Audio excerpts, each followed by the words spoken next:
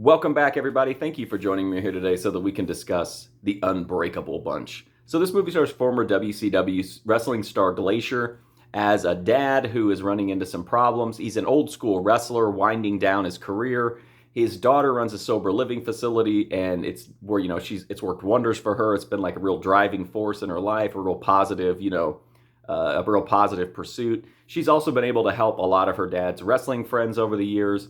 And Glacier decides, like, hey, I'm going to take care of this, and I'm going to get all my, old school wrestling buddies together, and we're going to go out on one last tour and raise the money and keep the facility open.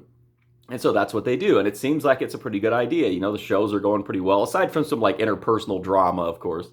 But eventually they discover that aliens have landed on Earth. They have bright, glowing green eyes, and they're very unhappy. So we end up with wrestlers versus aliens, and that's the story of this movie. So first of all, I want to say the concept of aliens versus old school professional wrestlers is fantastic.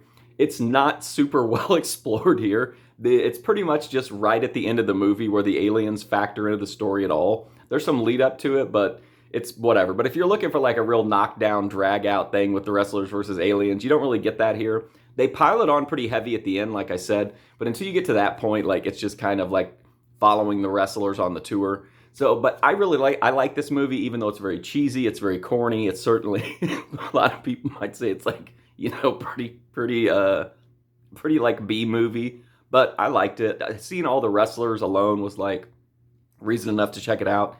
You've got Glacier, you got Haku, you got Larry Zbyszko, Luther Biggs, DDP, Missy Hyatt shows up, Ernest Miller, even Stan Hansen shows up in this movie. Seeing just like Stan Hansen in this kind of movie is fantastic.